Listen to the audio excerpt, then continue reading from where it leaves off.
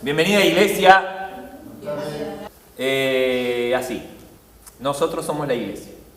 Cuando nosotros nos cuestionamos cómo funcionamos como iglesia o por qué hacemos las cosas que hacemos como iglesia, no tenemos, por lo menos cuando yo me convertí, cuando yo me hice cristiano, una de las primeras nociones que tuve como iglesia, no cuando me convertí, quizás antes de convertirme, si a mí me preguntaban qué es iglesia, inmediatamente yo asociaba la palabra iglesia a un lugar físico. ¿A dónde vas? Voy a la iglesia. ¿A qué iglesia? Ah, la iglesia que está allá, pasando la carnicería, está la iglesia. Ah, la iglesia que está en la esquina. La iglesia, ¿no me das la dirección de la iglesia? Claro que te doy la dirección de la iglesia. La dirección de nuestra iglesia es el Mar Michelini 1123 entre el Maldonado y Durazno. Porque, ¿qué me pediste? La dirección ¿de qué? De la iglesia. Porque la iglesia, como primera idea que a veces nosotros tenemos en nuestra cabeza, es que la iglesia es un lugar físico. En ese lugar físico la iglesia se reúne y la iglesia hace culto.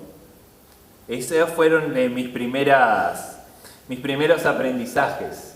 La iglesia es un lugar, una determinada dirección, un lugar físico, y adentro de esa iglesia uno tiene el culto. ¿A dónde vas? Me voy al culto. ¿A dónde? En la iglesia, que está en tal y tal calle. ¿Querés? Te invito, te llevo, te doy la dirección, después llegas. Con el tiempo nosotros aprendimos que también hay una manera de hacer el culto. El culto tiene su orden. ¿Por qué el culto tiene su orden? Y porque tiene su orden. Cuando yo fui a la iglesia tenía ese determinado orden. Y no solamente conocí la iglesia donde yo me convertí, donde yo acepté a Jesús, sino que yo visité otras iglesias. Y la mayoría de las iglesias, por no decir todas las iglesias que yo visitaba, tenían más o menos el mismo modus operandi. Con algunas variaciones. Hay algunas iglesias que tenés la alabanza. La alabanza está antes de la adoración. Alabanza, canciones de alegría, de aplaudimos, palmas de pie. Después viene la parte de la oración, donde ya no es más palmas, sino es ojos cerrados, manos levantadas, canciones alegres, con mucho ritmo, y después canciones más lentas. Esa es la adoración. Y después en otras tenemos el tiempo de la prédica, la predicación, el mensaje. Pero en otras congregaciones, en el medio de esa alabanza y música y adoración, podías tener algunos otros ingredientes.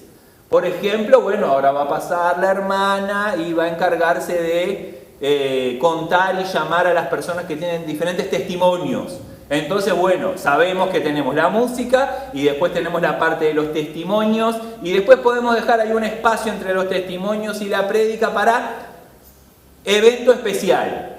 ¿Y evento especial qué puede ser? Y una coreografía que pueden hacer los jóvenes, o puede ser, ¿por qué no?, una obra de teatro que pueden ser algunos hermanos, o ¿por qué no?, puede ser alguna presentación, alguna canción especial, si tenemos alguna visita de algún músico, o ¿por qué no?, vino nuestra hermana o nuestro hermano misionero del exterior, entonces él pasa adelante y nos cuenta cómo está haciendo las cosas, cómo le está yendo, y después la predicación. Y después de la predicación cantamos alguna cancioncita para despedirnos y termina el culto.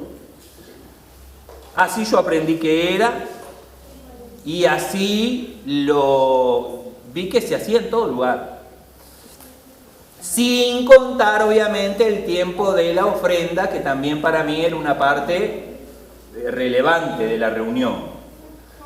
La primera iglesia que me sorprendió en ese punto fue la iglesia Vino Nuevo, cuando llegamos con Cintia a una reunión de miércoles por primera vez, y yo ya estaba adaptado termina la predicación, meto la mano en el bolsillo y veo, a ver si tengo algún billetito, alguna moneda. El que tiene tiempo en el evangelio ya viene preparado y deja los billetes de 20 pesos en un bolsillo, apartado de los de 1000, para no equivocarse, para no andar sacando plata y contando. Entonces deja más o menos el billete que quiere dar, ya lo tiene en un bolsillo aparte.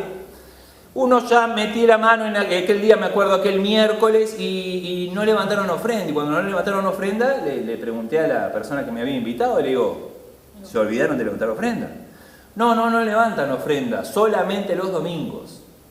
Mirá, y ahí me sorprendió, porque de la congregación que yo venía, si tenías reunión el lunes se levantaba ofrenda, el miércoles se levantaba ofrenda, el viernes se levantaba ofrenda, y obviamente el domingo se levantaba ofrenda. Es más, veníamos de una congregación donde había diferentes sobres de ofrenda. Te daban muchas oportunidades para que vos ofrendes. Podías ofrendar para el ladrillo, podías ofrendar para el ventilador, podías ofrendar la ofrenda. Entonces me sorprendió. Esa era una parte que no estaba. Después conocí otros lugares donde había una parte de la predicación, bienvenida María, donde esa parte de la predicación ocupaba una parte extensa de la reunión. Yo venía de otros lugares donde la parte de la ofrenda era rápida.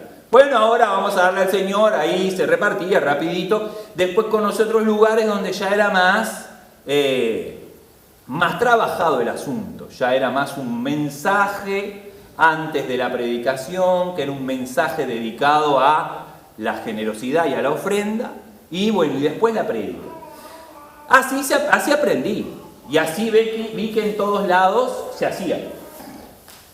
Acá tenés, vi que en todos lados se hacía así. Primero una música, después un testimonio o una obra, después la predicación, después la ofrenda. Y cuando nosotros tuvimos que hacer lo que hicimos como se hace en todos lados. ¿Y por qué se hace así? Y yo qué sé que se hace así porque se hace así. Así es. Entonces nosotros seguimos haciéndolo así. Y seguimos perpetuando esa norma y seguimos perpetuando esa forma. Ahora, el tema es, ¿tiene que ser así? ¿De dónde sacamos que tiene que ser así?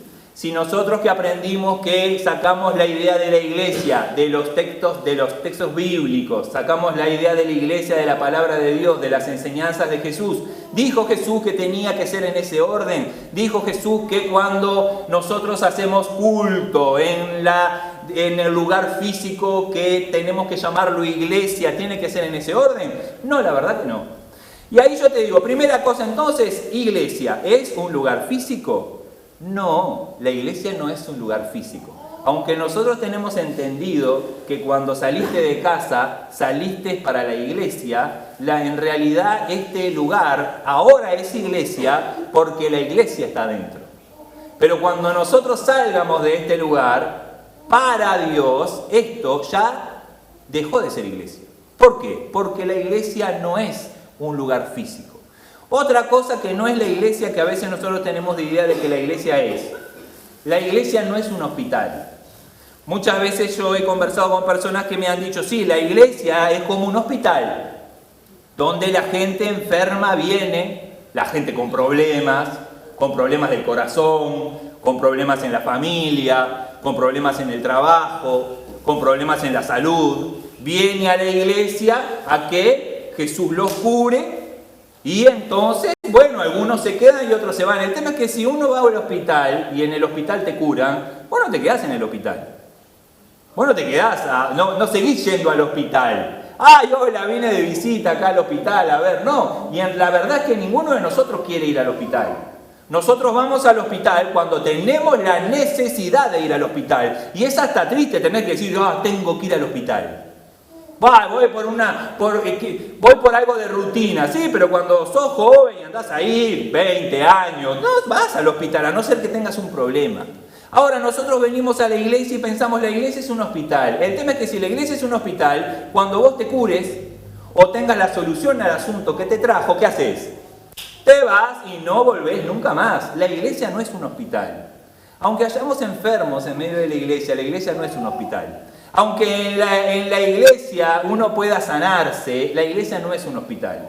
Aunque en la iglesia uno pueda ser restaurado en su corazón, la iglesia no es un hospital. Otra cosa que la iglesia no es algo mío, esto lo escuché de alguien, decía, la iglesia no es un ascensor.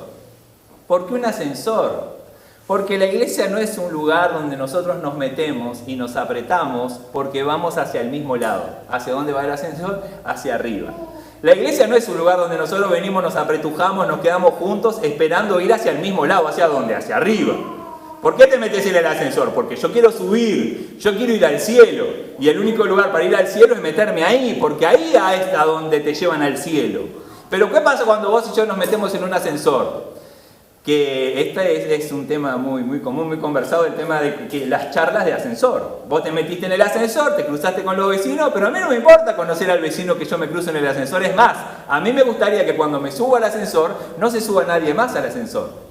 A mí me ha pasado llegar a un edificio y la persona que se metió, en vez de esperarte a que vos llegues para ver si entras o no, aprieta el botón rápido para que la puerta se cierre y poder hacer el viaje solo. ¿Por qué? Porque es re incómodo tener que compartir ese espacio con otra persona desconocida. Yo no quiero saber cómo te llamas. Es más, me ha pasado de subirme al ascensor y no mirarle la cara a la persona de al lado. ¿Por qué? Porque capaz que yo le miro la cara, capaz que me da conversación y me dice, qué frío, ¿no? Y a mí qué me importa si hace frío o no frío. No te pregunté si hace frío o no, qué horrible, nada, no quiero saber de qué te pasa, cuáles son tus sentimientos. Me meto al ascensor porque quiero ir hacia el mismo lado que vos vas, pero no me interesa conocerte, no quiero ver tu cara, no quiero saber tu historia, no me interesa nada de vos. Es más, me incomoda que vos estés conmigo queriendo ir hacia el mismo lado que yo voy. La iglesia no es un ascensor, la iglesia no es un hospital, la iglesia no es un lugar físico. Y es más, y la iglesia tampoco es un lugar donde se predica. La iglesia no es un punto de predicación. Cuando nosotros nos reunimos, ¿estamos acostumbrados a escuchar una predicación? Claro que sí. Donde la iglesia se junta, hay predicación, hay predicación. Ahora, ¿la iglesia es pura y exclusivamente una prédica? No, no es una prédica. La iglesia es mucho más que una prédica. ¿Por qué digo esto? Porque los que nos conocen de hace tiempo, cuando terminó la pandemia y arrancamos nuevamente con las reuniones, nosotros intentamos, nos cuestionamos y tratamos de pasar este cuestionamiento. ¿Cuál cuestionamiento? ¿Por qué hacemos las cosas como hacemos? ¿Por qué siempre hacemos lo mismo?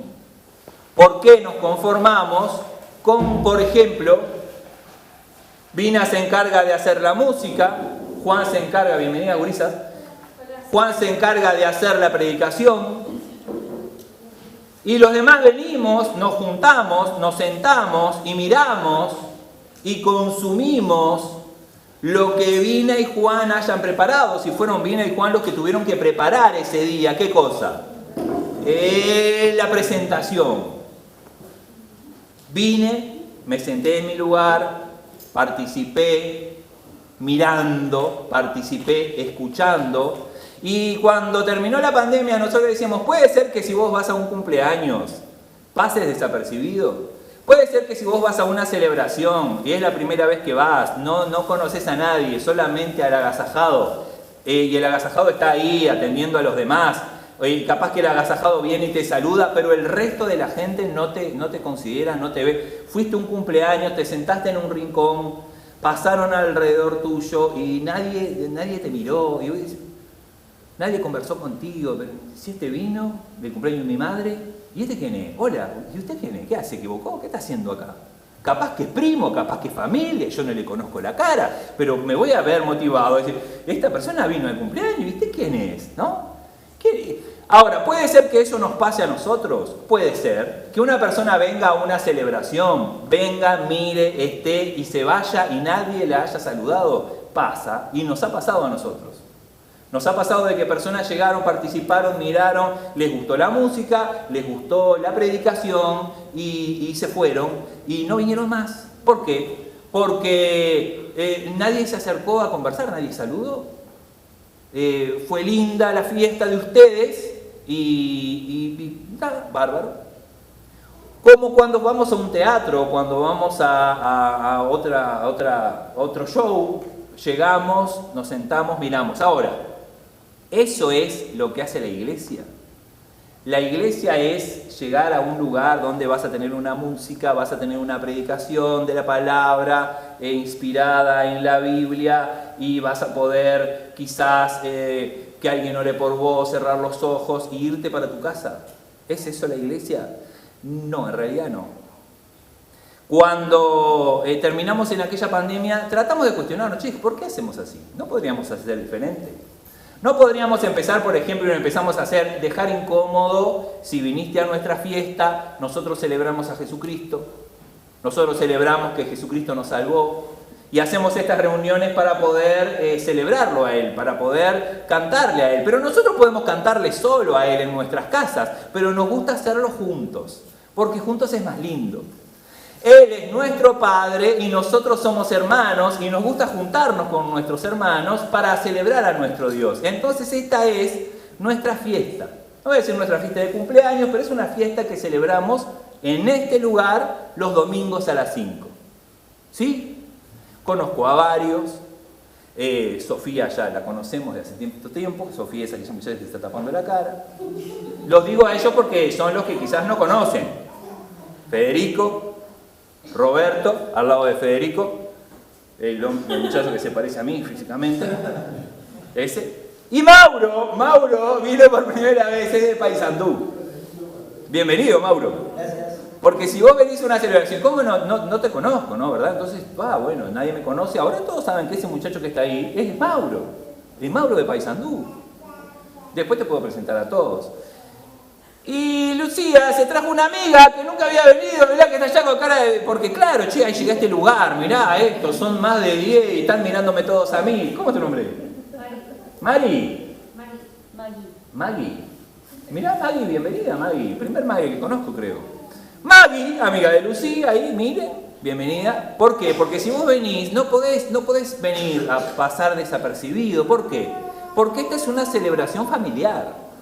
Y en las celebraciones familiares viene la familia.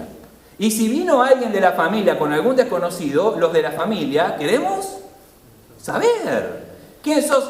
Mi familia era una familia de 4 integrantes nada más. 5 conmigo. Mamá, papá, mis 2 hermanas y yo. Y en nuestras celebraciones de fin de año éramos 5. Y algún vecino que venía de visita a un ratito, pero la familia éramos 5.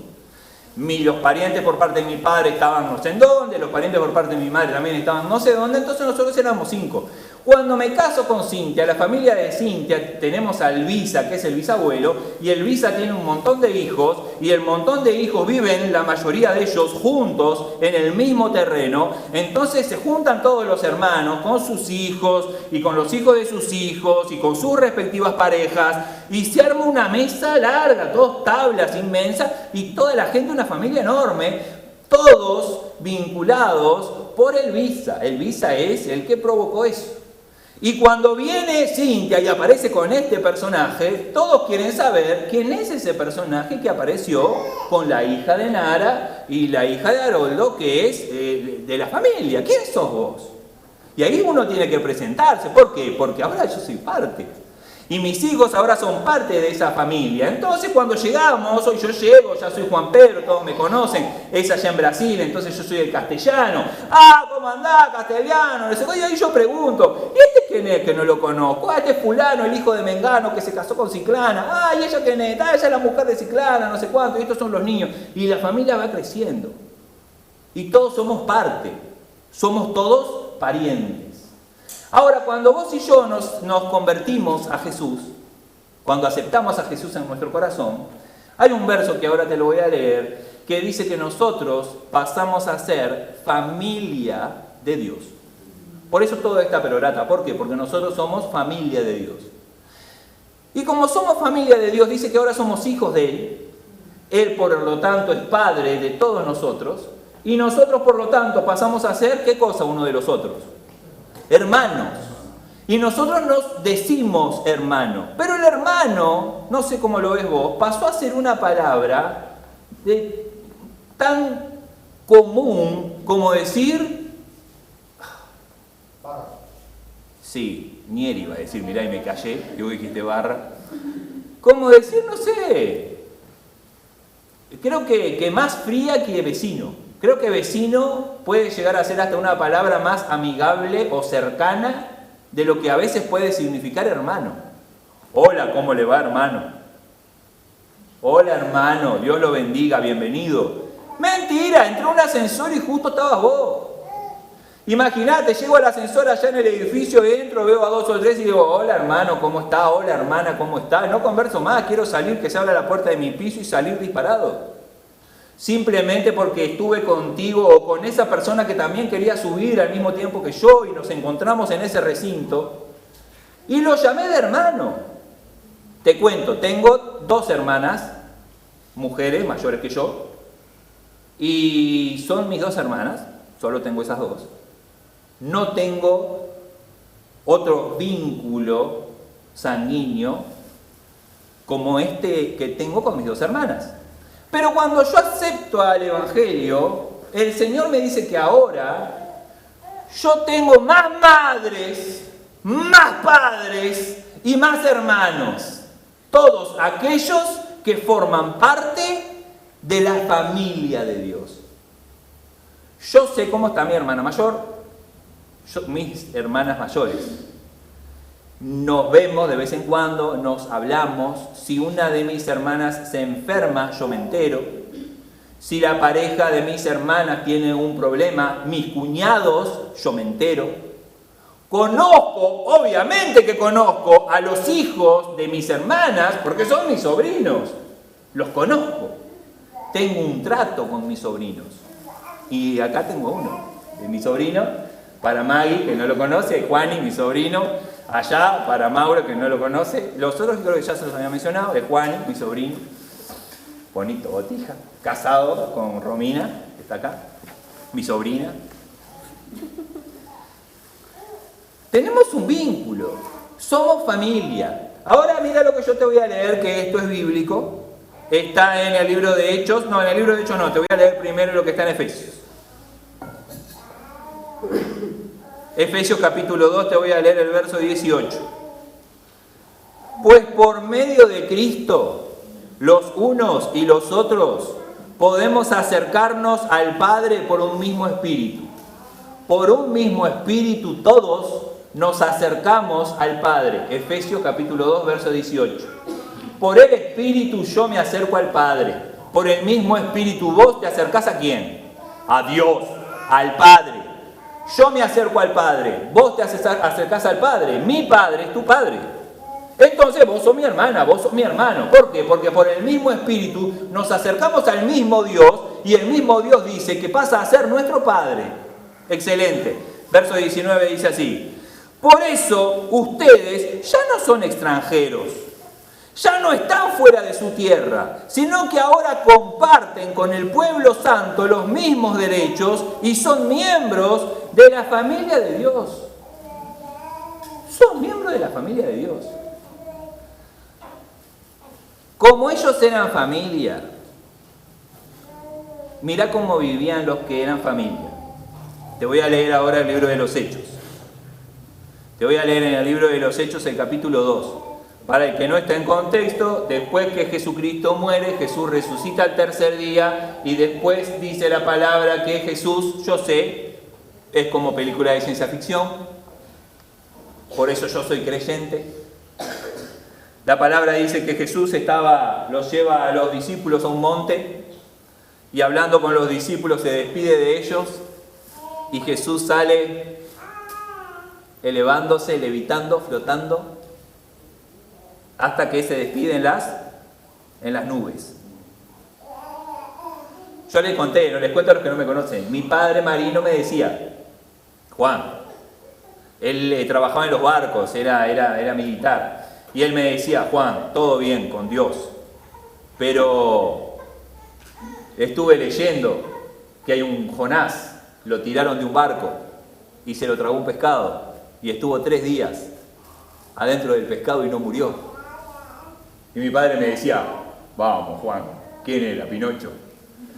Porque él no aceptaba eso. ¿Qué no aceptaba? Que a una persona se la coma un pez y sobreviva dentro del pez durante 3 días. Y me decía, Juan. Y yo lo entiendo a mi padre, marino, andaba en los barcos, viajó, conoció el océano, imaginaba esa realidad y no podía. Y ahí yo me acuerdo que le dije, papá, yo creo en un hombre que murió, a los 3 días resucitó. Y después conversando con sus amigos se fue flotando en el aire y se perdió en las nubes. No voy a creer que un tipo estuvo 3 días en la panza de un pez. Yo soy creyente, papá. Nosotros somos creyentes. Como somos creyentes estamos en esto. Somos familia. Dice Hechos capítulo 2. Que me fui del tema. ¿Por qué te estaba diciendo esto? Jesús va, se pierde en el cielo, quedan los discípulos de Jesús, los que creían en Jesús. Y ahí en el libro de Hechos te cuenta la historia de los discípulos de Jesús. Cómo los discípulos de Jesús empezaron o continuaron viviendo sus propias vidas sin Jesús. En los evangelios no cuentan lo que Jesús hizo mientras estaba en la tierra, y en el libro de los Hechos nos cuentan lo que pasó cuando Jesús se fue. Si Jesús se fue, quedaron los 12. Los 12 no, porque uno se ahorcó y se murió, quedaron 11. Pero para los que no saben, ese que se ahorcó lo suplantaron con otro. Y vino ese otro, creo que se llamaba José, y ocupó el lugar de Judas que se ahorca. Quedan eso. ¿Cómo siguen adelante? Bueno, en el libro de los Hechos te lo cuentan. Y acá en el libro de los Hechos, en el capítulo 2, en el verso 44, dice así: todos los creyentes estaban muy unidos y compartían sus bienes entre sí.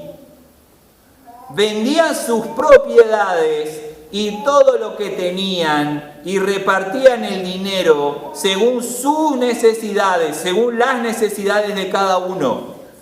Todos los días se reunían en el templo y en las casas, partían el pan y comían juntos con alegría y sencillez de corazón. Alababan a Dios y eran estimados por todos, y cada día el Señor hacía crecer la comunidad con el número de los que Él iba llamando a la salvación. Mirá cómo vivía esta gente. Yo te digo la verdad, yo leo esto y me parece algo utópico en mi vida, en mi vida de uruguayo del año 2022. Todos los creyentes estaban muy unidos. Ya ahí, ¿cómo estaban los creyentes? Muy unidos. Y compartían sus bienes entre sí. Como nosotros estamos muy unidos ahora. Y compartimos nuestros bienes entre nosotros, porque hicimos una tortita, preparamos algo en casa, y lo trajimos ¿para qué? Para compartir. Vamos a compartir nuestros bienes entre nosotros. Verso 45, y empieza a complicarse el asunto. Vendían sus propiedades y todo lo que tenían, y repartían el dinero según las necesidades de cada uno. Una locura. No tenemos nosotros por idea, por lo menos a mí me llega así, el sueño de la casa propia, ¿no? El sueño de la casa propia. Tener tu propia casa. Bueno, tener tu propia terreno, lo tuyo, pará de gastar en alquiler, si podés invertir en lo tuyo, tener lo tuyo. Y acá viene este y me dice, no, pero vos tenés lo tuyo, bueno, ahora vendelo y repartirlo entre todos. Está loco, esto es una locura. Según las necesidades de cada uno, ellos iban y vendían y traían y repartían. Estaban todos unidos, todos juntos, y el verso sigue diciendo, se reunían todos los días, y en las casas partían el pan, y comían juntos con alegría y sencillez de corazón, y alababan a Dios. ¿Por qué? Porque ¿qué eran ellos? Eran familia. ¿Quién hace esto? La familia hace eso. Conocí un señor que estaba en el hospital y tenían que hacerle una intervención, una operación. Y me acuerdo que tristemente, la medicina creo que es así, para hacérsela y poco invasivo, no me acuerdo cómo se dice la expresión, le iban a meter el cañito con la cámara y le hacían todo con láser. Esa operación al corazón se la podían hacer, pero creo que valía alguna cosa de $5.000. Y si no tiene, bueno, a corazón abierto, lo serruchamos, lo abrimos, esa ya es más dolorosa por todo lo que implica. Esa se la paga el hospital. Su cuota tiene esa. Ahora, si usted consigue los $5.000, le hacemos la otra, que en 3-4 días usted se va para su casa, sin el pecho abierto ni nada. Y este hombre con su esposa se miraban y decían, no, yo creo que conseguimos, yo creo que si le hablamos a los gurises, yo creo que podemos hablar con el tío fulano, y hablaban entre ellos de parientes. Porque posiblemente sus hijos estarían dispuestos a vender sus propiedades para pagarle la intervención al papá. Bueno, capaz que no vas a vender el apartamento, pero seguramente estás dispuesto a vender la camioneta o estás dispuesto a vender el auto. ¿Por qué? Porque mi bien también es el bien de mi familiar, también es el bien de mi padre. Pero ¿quién hace esto? La familia. La familia hace esto. Esta es opinión personal. Había tanto poder en ese vínculo que tenían estos desconocidos, que hacen alianza unos con otros por el único hecho de tener el mismo padre. Ellos creían por fe que tenían el mismo padre, entonces no se veían como extraños, sino que se veían como familia. Y no solamente como el primo lejano, no, hermanos. Hermanos, vínculo de sangre. Sos mi hermano, sos mi hermana. Si algo te pasa a vos, yo quiero saber. Y si en algo yo puedo ayudarte a vos, yo te voy a ayudar. ¿Por qué? Porque sos mi hermano. Dice allá en el verso 47 que alababan a Dios y eran estimados por todos. Y cada día se sumaban las personas que el Señor enviaba. ¿Por qué se sumaban las personas que el Señor enviaba? Porque debería de ser lindo. A mí me gusta ver cuando la familia de Cintia, que ahora es mi familia, se reúne en esa mesa. Porque hay alegría, hay conversación, saben, se preocupan, se ocupan. Ellos no están solos, tienen una familia grande. Yo estaba acostumbrado a mi vínculo de 5. Pero el que en mi vínculo de 5 integrantes, familia, no todo era rosas. Porque también hay conflictos. Yo pensaba que en la familia de Cintia era tan lindo el ambiente, yo contento de salir de aquel grupito de 5, que es más, mi hermana mayor se casa y éramos 4 más que nada, y la mayor parte de mi infancia éramos nosotros 4, y yo contento, una familia, una mesa, 15, 20, 25 personas, 7, 8, 9 niños corriendo, alboroto, risas. Y yo, la familia de ella es hermosa porque todo... Pero cuando empezás a conocer la interna, lo que pasa después de la celebración en la mesa, y más aún cuando en la celebración en la mesa explota algún foco contenido que no pudo contenerse más, y allá el primo grita ¡ah! Al tío, ¡oh! Y va el otro tío y quiere sostener al primo y llevárselo y los gritos, y ¡ay! Vos decís, ¿qué pasó? Y te dicen, es que le perdieron la tijera a la tía. ¡Uah! Le perdieron la tijera a la tía y generó todo un problema entre el tío, el hijo de la tía, el hermano, un conflicto. Pero por una tijera. No, Juan, es que acá viene, esto viene de atrás. Esto ya hay. Y ahí es cuando decís, pero no era tan lindo. ¿Por qué? Porque en toda familia hay conflictos. Se complica el asunto con las personas. Pero eso es, vos fíjate, eso es de ahora. Los que conocen el libro de Génesis saben que después que Dios hizo toda la creación, está la primer familia ahí que relata la historia, y el primer matrimonio o la primera unión entre un hombre y una mujer tienen 2 hijos. ¿Qué pasó con esos dos pequeños? Uno mata al otro. Y eran 4. El vínculo, familia. Eran 4. Y uno mata al otro. Pero eran 4, uno mata al otro. Sí, claro que es así.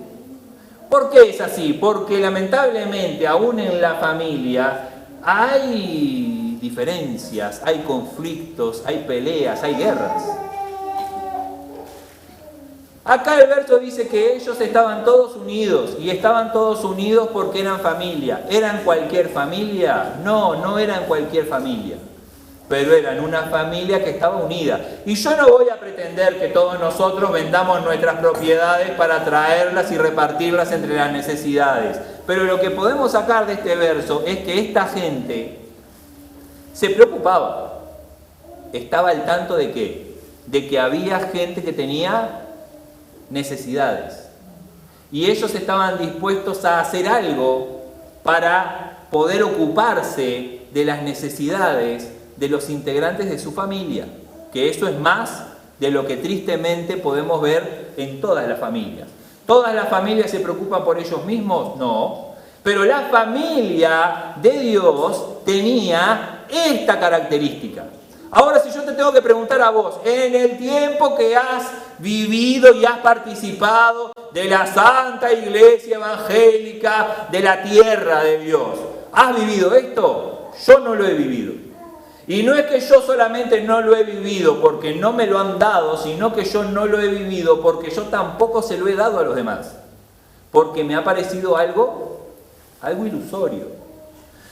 Quizás nosotros podemos empezar a entender y a entrenarnos unos a otros de que la iglesia sos vos, la iglesia soy yo, la iglesia es un grupo de gente que forma una familia. Eso es la iglesia, un grupo de personas que forma una familia. Te voy a leer este verso, mirá. Hechos capítulo 4, la familia. Todos los creyentes, verso 32, que eran muchos, pensaban y sentían de la misma manera. Ninguno decía que sus cosas fueran solamente suyas, sino que eran de todos. Los apóstoles, a su vez, con gran poder, seguían dando testimonio de la resurrección del Señor. La gracia de Dios se derramaba abundantemente sobre todos ellos. No había entre ellos ningún necesitado, porque quienes tenían terrenos o casas los vendían y el dinero lo ponían a disposición de los apóstoles para repartirlo entre todos según las necesidades de cada uno. ¿Por qué vivían así ellos? Porque eran familia. Y ellos entendían que si había uno que tenía necesidades, correspondía a ellos satisfacer esas necesidades o por lo menos tratar de cubrir esa necesidad. Se juntaban y se conocían y se enteraban. ¿Y qué está pasando? Yo pensaba, mirá, tristemente en algunas familias los hermanos se pelean para poder quitarle a los otros hermanos parte de su herencia. El padre o la madre dejaron una herencia para ser repartida entre 2, 3, 4 hermanos y los hermanos se pelean para ver quién se queda con qué parte. Papá dejó a cada uno tanto dinero, si tuvo un padre que pudo dejarle dinero. Bárbaro, pero la casa es mía, porque yo viví los últimos días en la casa de papá con papá, yo lo aguantaba, entonces la casa es mía. No, la casa se tiene que dividir entre 4 porque somos 4 y tenemos que venderla y el dinero de esa venta tiene que ser para los 4. No, pero yo viví. No, siempre es lo mismo, vos no me hables más. Estás muerto para mí, te voy a mandar abogados. Y ahí los abogados en juicio de los hermanos viendo cómo se hace con la casa, si se rompe, si no se rompe, si se vende, si no se vende, quién se queda con qué. El otro hermano que dice, yo no quiero saber de nada, a mí no me metan en lío, si vos querés yo te firmo lo que haya que firmar, no quiero saber, pero vos no me hables más, y yo hablo con uno de hermano. Me pasaba en mi familia. Mi sobrino no se hablaba con mi hermana. Entonces nos juntábamos en casa, nosotros en paz con todos. Nos juntábamos en casa con mi sobrino. Mirá que viene mi hermana. ¡Ah! Entonces yo me voy. Y me pasaba en casa, mi sobrino esperando en las escaleras, a que mi hermana subiera por el ascensor, para no cruzarse en la puerta del edificio. Mi familia, no somos miles, somos, capaz que contando muchos, 12, 13. Ahora con la Romy 14. Pero ¿qué quiero decir? Gente, familia, y ahí esa diferencia, esa división, ¿por qué? Porque las familias no necesariamente saben lo que significa ser familia o no están dispuestos a ser familia. No están dispuestos a ocuparse de las necesidades de los demás. Es más, cuanto menos yo pueda saber, mejor. Cuanto menos yo pueda saber de las necesidades de todos ustedes, mejor. Porque así yo... ¿Sabés qué hizo Poncio Pilato cuando le dijeron queremos matar a Jesús y queremos que vos lo condenes? Y Poncio Pilato dijo, no, yo no quiero condenarlo porque yo no veo nada malo en él. No, pero mirá que si vos no lo condenás, nosotros vamos a romper todo. Entonces Poncio Pilato dice que llevó una bandeja, una palangana, lo que quieras, y fue y se lavó las manos en público y dijo, esta sangre conmigo no tiene nada que ver, yo me lavo las manos. Y a veces nosotros seres humanos te pensamos hacer lo mismo o hacemos lo mismo. Mientras yo no me entere, no tengo por qué actuar. Mientras yo no sepa de la necesidad, no tengo por qué preocuparme, no tengo por qué entristecerme. Entonces yo mejor ni pregunto cómo está. Pero mandale mensaje, preguntale cómo está. Y si está mal, ¿qué hago? Ya fíjate que... No, qué necesidad, déjame quieto a mí que así estoy bien. ¿Todas las familias se preocupan por los integrantes de su familia? No. Ahora, esta familia sí se preocupa. Esta familia sí se preocupa. La familia de Dios sí se preocupa. La familia de Dios es iglesia. ¿Qué es iglesia? Selmar Michelini 1123. No. Selmar Michelini 1123 es una casa. La iglesia se reúne ahí los domingos. Ahora yo te pregunto, esta iglesia de la que habla el libro de los Hechos, que nosotros sacamos la idea de iglesia de ellos.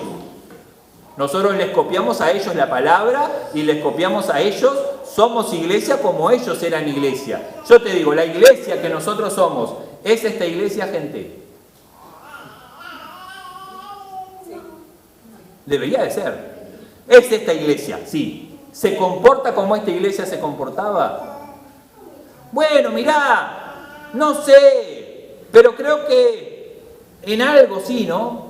Capaz que sí, yo creo que algunos de nosotros nos enteramos de qué es lo que pasa. Che, gente, hacemos grupitos de WhatsApp para saber.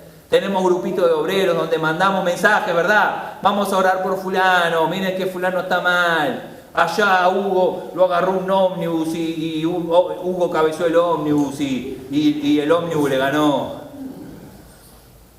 Pero Hugo está bien. Hugo es el esposo de Sandra. Sandra es aquella bella dama que está ahí saludando. Mauro, Sandra, allá, Sandra, Maggie, Sandra.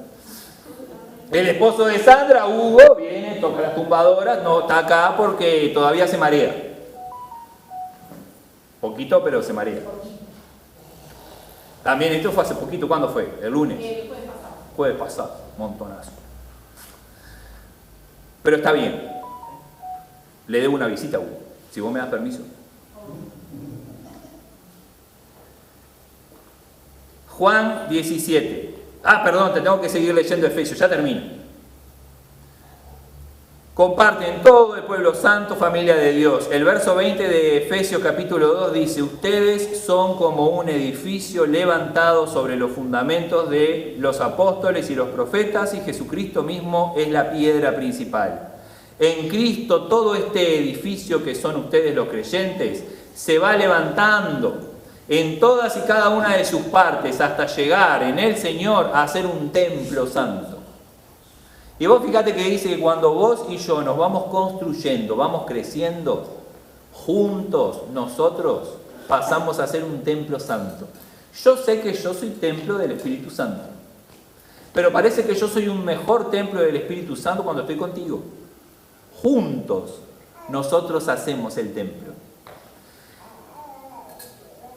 En él también ustedes se unen todos entre sí para llegar a ser un templo en el cual Dios vive por medio de su Espíritu.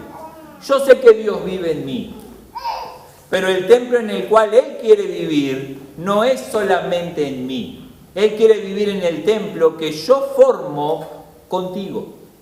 Él quiere vivir en este templo, no en esta casa, Selmar Miquelini 1123, no, en este templo, en el templo que hacemos juntos, en el templo que hacemos unidos. Y dice que vos y yo juntos podemos ir creciendo, vos y yo. El Evangelio de Juan, el capítulo 17, lo leía la otra vez. Jesús oraba así: yo les he dado la gloria que me diste para que sean uno, así como nosotros somos uno. Yo en ellos y tú en mí. Permite que alcancen la perfección en la unidad. Y así el mundo reconozca que tú me enviaste y que los has amado a ellos tal como me has amado a mí. ¿Sabes cuándo la gente cree que Jesús es de verdad? Cuando te ve a vos que sos de Jesús amando como Jesús amaba. Cuando me ve a mí, que soy de Jesús, amando como Jesús amaba. Y cuando la gente que no conoce a Jesús ve a un montón de gente que conoce a Jesús amándose como Jesús los amaba, eso es poderoso. Te voy a leer un pasaje. Marcos capítulo 3, verso 24, dice así, Marcos 3, 24, si un reino está dividido contra sí mismo, ese reino no puede mantenerse en pie. El verso 25 dice, si una familia está dividida contra sí misma, esa familia no puede permanecer en pie. Igualmente, dice Jesús, si Satanás se levanta contra sí mismo y se divide, no puede mantenerse en pie, sino que ha llegado a su fin. Y a mí cuando leía este verso me saltó así. Igualmente, si Juan Pedro se levanta contra sí mismo, no puede mantenerse en pie, sino que ha llegado a su fin. Cuando Jesús dice que Satanás se levanta contra él mismo, está hablando de que Satanás se levanta en contra de los que están con él, en contra de su ejército. Si Satanás se levanta y se pone en contra de sus seguidores, si Satanás se levanta y se pone en contra de los que están con él, no puede mantenerse en pie. Si Juan Pedro se levanta y se pone en contra de su familia, Juan Pedro no podrá mantenerse en pie. Si Sebastián se levanta y se pone en contra de su familia, Sebastián no podrá mantenerse en pie. Si Elvira se levanta y se pone en contra de su familia, de los suyos, Elvira no podrá mantenerse en pie. Si nosotros nos levantamos y nos ponemos en contra de nosotros, no podremos mantenernos en pie. ¿Quién no podrá mantenerse en pie? Vos no podrás mantenerse en pie. Yo no podré mantenerme en pie. ¿Y qué es lo único que tiene que suceder? Que yo me divida. Yo me pongo en contra de mí mismo, dice. ¿Por qué dice que yo me pongo en contra de mí? Porque cuando yo me divido de vos, ¿de quién me estoy poniendo en contra? De mí, porque yo me voy a quedar solo. Ah, yo me voy a separar de vos porque yo no quiero estar contigo. Me levanté en contra tuya. No, Juan, no te levantaste en contra del otro. Te levantaste en contra de vos mismo. ¿Por qué? Porque te estás dividiendo y te estás quedando solo. Y ahí voy a este verso en Eclesiastés 4 que dice, Eclesiastés 4, verso 7. Me fijé entonces en otro absurdo de esta vida. Vi a un hombre solitario, sin hijos ni hermanos, y que nunca dejaba de afanarse y de preocuparse. Jamás le parecían demasiadas sus riquezas. ¿Para quién trabajo tanto y me abstengo de las cosas buenas?, se preguntó un día. También eso es absurdo y una penosa tarea. Más valen dos que uno, porque obtienen más fruto de su esfuerzo. Si caen, el uno levantará al otro. ¡Ay del que cae y no tiene quien lo levante! Si dos se acuestan juntos, entrarán en calor. Uno solo, ¿cómo va a calentarse? Uno solo puede ser vencido, pero dos pueden resistir. Y la cuerda de 3 hilos no se rompe fácilmente. Solo es más difícil. Solo es más complicado. Conocí a un hombre que era militar, de una fuerza especial de la policía. Y este hombre era imponente su presencia, ¿no? Era un hombre musculoso, alto. Un soldado preparado en tácticas especiales. Era como un boina negra. Y él un día me cuenta, no, fuimos a hacer un entrenamiento y fuimos a Chile o Ecuador, no me acuerdo cuál era, porque tienen todo ellos, tienen selva, tienen desierto, tienen montaña. Y una parte importante, nos tiraban en las montañas, allá mucho frío, y te tiraban con la campera ahí normal y un cuchillo, y tenías que sobrevivir y ellos te esperaban abajo, allá en el llano. Y te tiraban a la montaña en helicóptero y después tenías que sobrevivir hasta allá. Te tiraban a vos y 4 o 5 compañeros. Y tenías que llegar en las noches, me decía él, a la hora de dormir. Nos poníamos todos juntitos, en fila. Y ahí no hay de, qué macho, qué hombría, que no, a mí, que nadie se me apoye. No. Lo que deseabas era estar en el medio, porque ibas a tener uno adelante y uno atrás. Y nada de, tomá distancia. No, apretate lo más que puedas. Decía, pasabas mucho frío cuando te tocaba ser el último porque se te congelaba la espalda. Y también pasaba frío cuando te tocaba ser el de adelante porque tenías frío acá adelante. Lo más lindo era cómo sobrevivían. Se iban turnando. Una media hora cada uno. Te tocaba y turnaba media hora y ahí cambio. El que estaba adelante se iba para atrás, se calentaba adelante hasta que en un momento te tocaba el medio. Cuando te tocaba el medio quedabas contento. Y yo, tengo un cuerpito adelante, tengo un cuerpito. ¡Hombres! Imponentes.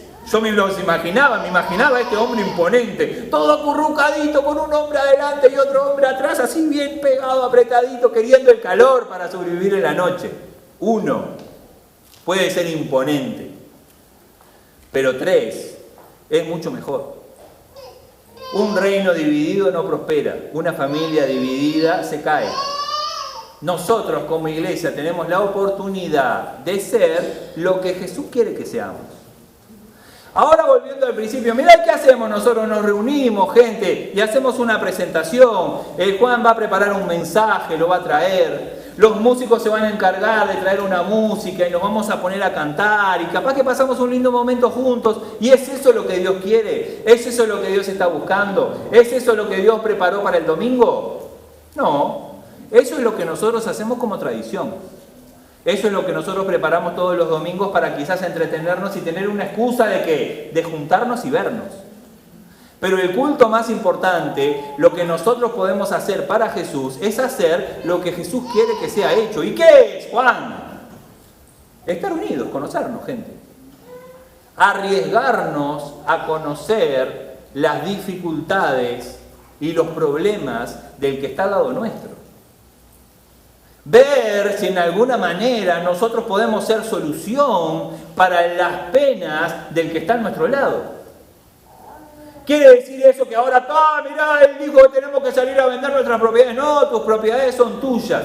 Pero quizás tenés la posibilidad de ayudar al que tenés al lado. De arriesgarte, a ver, mirá, capaz que está pasando penalidades, mirá, capaz que te sorprende y no está pasando penalidades. Capaz que el que está pasando penalidades sos vos y te puede hacer bien poder contar con alguien y saber que no estás solo. Saber que tenés una familia que se puede preocupar por vos, que tiene ganas de saber cómo estás, que tiene la intención de estar contigo. Ese es el culto que Dios quiere. Eso es iglesia. Eso es iglesia, un grupo de hombres y mujeres que tienen un único Padre y que se miran a los ojos y se ven hermanos y hermanas. Eso es iglesia. Te voy a invitar a que puedas cerrar los ojos, voy a invitar a nuestros amigos músicos a que puedan pasar. A vos que no sos músico o que no vas a pasar adelante a tocar, te invito a que cierres los ojos conmigo. Porque algo que todos hemos tenido, en mayor o en menor medida, es familia. Algunos tenemos familia, como yo te conté, he tenido mi familia, mi papá y mi mamá estuvieron juntos hasta que mi papá falleció, hará unos 4 años. Me considero un privilegiado al poder haber vivido tantos años con mi papá y mi mamá juntos, vivos.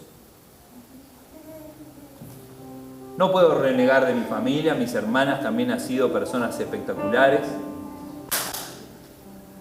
Mis cuñados han sido buena gente, cada uno con sus diferencias. Hemos pasado momentos difíciles como familia. Hoy soy parte de una familia más grande porque estoy casado con Cintia y ella tiene muchos tíos. Pero también mi familia creció en el año 98 cuando yo acepté a Jesús en mi corazón. Y ahí pasé a tener miles de hermanos y hermanas. Más madres, más padres que solamente los biológicos. Ahora, eso quiere decir que mi vida cambió de tal manera que yo pude ver a todos mis hermanos de fe.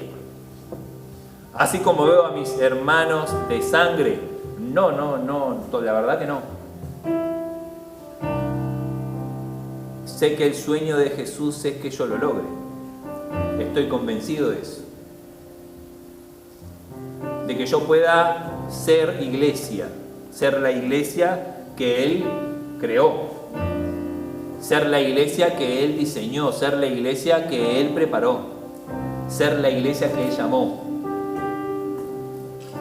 Y por eso mi oración es para la iglesia que Él llamó, para los hombres y mujeres que están en este lugar, que sienten el llamado de Jesús a ser iglesia.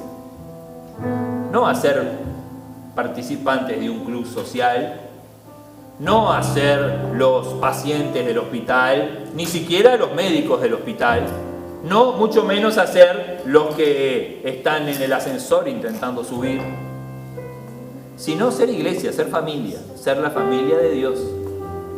Poder vernos a la cara y ver un hermano, ver una hermana. Y poder preguntarnos, mi hermano, mi hermana, ¿cómo estás? ¿Será que hay algo que yo pueda hacer por vos? aparte de orar por vos todos los días, aparte de poder orar por tus exámenes y aparte de poder orar por tus tristezas y aparte de poder reprender a todos los enemigos que se quieran levantar en tu contra. Pero ¿cómo yo voy a saber tus luchas si yo no sé cómo estás? ¿Y cómo yo voy a saber cómo estás si yo no tengo tu contacto, si yo no hablo contigo, si yo no te mando un mensaje y si yo cuando tengo la oportunidad de verte a la cara tampoco me hago un momento para acercarme a vos y conversar? Oro en el nombre de Jesús por los que escuchan el llamado de Jesús. Oro en tu nombre, Padre, por los que están escuchando tu llamado, el llamado a ser iglesia, el llamado a ser familia, el llamado a arriesgarse a conocer a otros, el llamado a brindarse para otros. Y mirá que yo no estoy haciendo acá un llamado a rendir tu vida y da todo de vos para los demás. El Señor dijo, el mandamiento importante, así como amar a Dios sobre todas las cosas, es amar a los demás como te amás a vos mismo. Vos tenés que cuidarte, vos tenés que pensar en vos. Vos tenés que cuidar tu salud, tenés que cuidar tu corazón, tenés que cuidar tus emociones. Vos tenés que amarte. Pero así como te amás, tenés que dar lugar, tenés que abrir tu corazón. Permitir que haya otros ahí siendo tocados por ese amor que vos tenés. Estoy convencido que ese es el llamado que Jesús nos hace a nosotros, la iglesia. Oro en el nombre de Jesús por la unción del Espíritu Santo en todos nosotros. Porque para amar es necesario ser valientes. Para amar es necesario arriesgarse. Para amar es necesario tener paciencia. ¿Cómo tenemos que tener paciencia con nuestros hermanos? ¿Cómo tenemos que tener paciencia con nuestros hermanos que no hacen lo que nosotros queremos, que no son como nosotros queremos que sean? Pero ¿qué sería de nosotros sin ellos? ¿Qué sería de nosotros sin ellos? ¿Quién nos levantará si no están ellos? ¿Quién nos levantará si nos dividimos y nos quedamos solos? ¿Quién nos va a dar ese abrazo que cura? Oro por todos los que nos acostumbramos a la soledad. Oro por todos los que creímos que la independencia se trataba de estar solos. Independiente es aquel que no depende de nadie. Independiente es aquel que no necesita a nadie, ni preocuparse por nadie, ni rendirle cuentas a nadie. Pero te voy a decir una cosa. Ninguno es capaz de ser completamente independiente de nada. Vos y yo somos dependientes de todo un sistema que opera a nuestro alrededor para que podamos ir a un almacén y comprar lo que necesitamos. Todos nosotros somos dependientes de que las personas sigan viviendo y haciendo su trabajo para que nosotros podamos seguir disfrutando de lo que disfrutamos. Somos dependientes hasta de insectos que necesitamos que hagan su trabajo y polinicen plantas para nosotros poder comer nuestros alimentos. Somos dependientes. Pero buscamos no ser un agravio para los demás. Buscamos no ser un peso para los demás. Por eso buscamos ser independientes. Y está bien.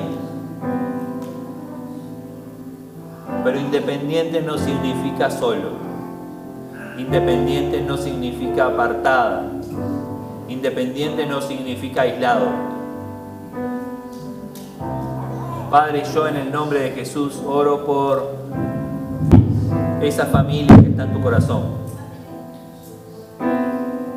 Señor, si algunos de nosotros somos integrantes de esa familia, Señor, toca nuestro corazón ahora, Padre, y que podamos ver como tú ves y que podamos animarnos a cumplir tus sueños y a hacer la iglesia que tú creaste.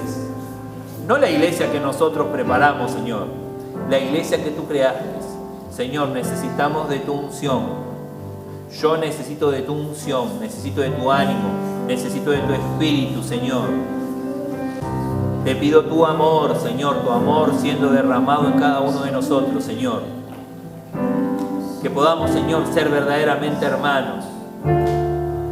Que podamos ser verdaderamente familia, Señor. Oro en el nombre de Jesús para que tu palabra siga tratando con nuestro corazón. Después que termine esta reunión, después que cantemos, después que compartamos los alimentos, después que nos vayamos para nuestros respectivos hogares, Señor, que tu palabra siga tratando con cada uno de nosotros.